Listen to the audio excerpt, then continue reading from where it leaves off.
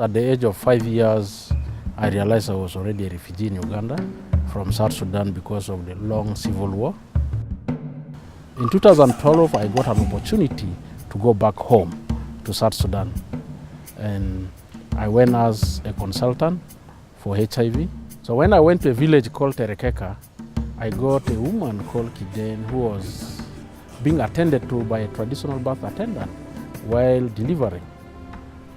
Unfortunately, because of overbleeding, Kiden died, which should have not happened if she was to be in a health facility attended to by a qualified person. And the reason I asked why are they not going to the health facility? Because there are no people who are qualified to go and take care of them. And in the process, I realized South Sudan has the highest maternal mortality in the whole world.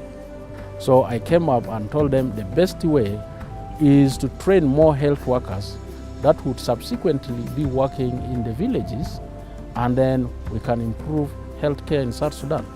And really that is what motivated me to start the Keji Health Training Institute. In 2014, we started with 60 students.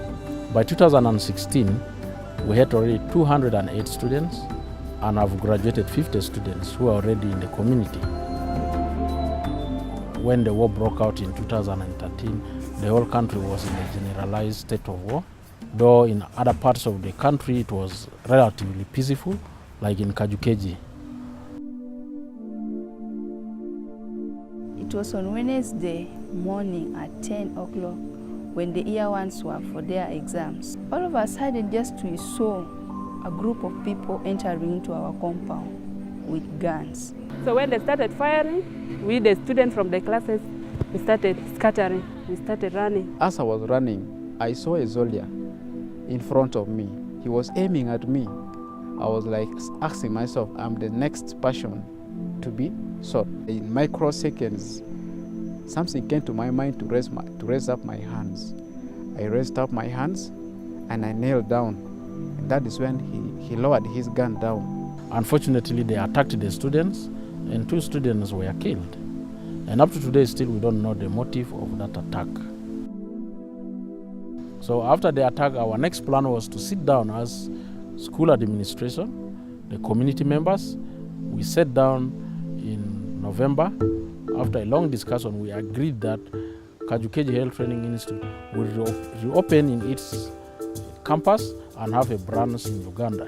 When our director told us that he has made an effort of the school being in Arua and we shall resume with our normal studies, I felt great and I encouraged myself to be in school again. That's why today I'm here. Leaving South Sudan to my side, it is something good and it has helped me to settle. And since when I was there, it did not take even a single minute to hear a gunshot. So when I'm here, I just feel like I'm happy and really I've taken that stress away from my mind.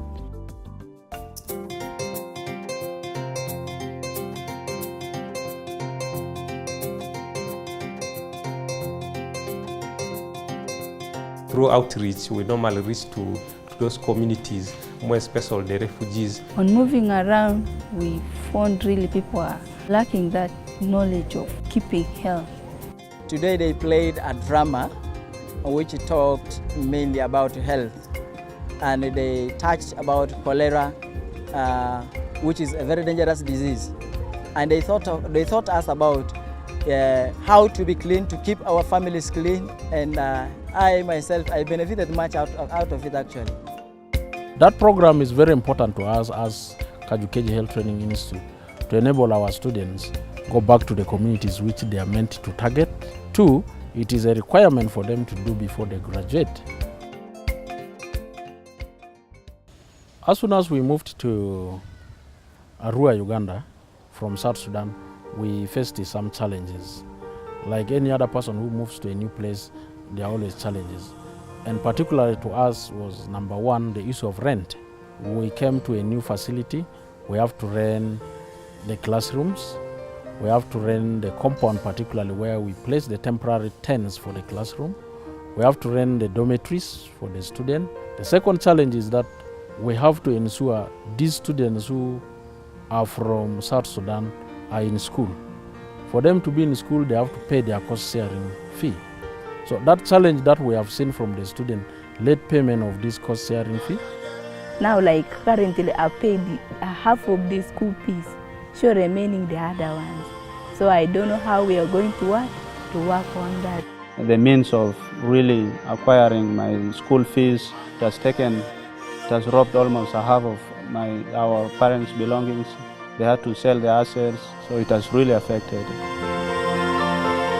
In Keji Health Training Institute, because of the cost sharing and the value we have added for students who are from vulnerable and also poor families, we charge only $1,000 for a medical course for a year. So it will cost this student a cost sharing fee of $3,000 only, and he becomes a clinical officer, a physician assistant, a lab technologist, a midwife who will save thousands of lives in his or her entire life. It will be unfair for us not to give them the opportunity to finish the course that they have chosen. When they finish, they are supposed to go back to South Sudan and continue saving lives. I want to go back to South Sudan and work together with my people of South Sudan, at least to promote health in the community, including the country at large. The responsibility of healthcare in South Sudan starts with me, and I'm also calling upon you to join me. These students deserve to finish their education, and we can put all these resources together to Keji Health Training Institute and make these students graduate.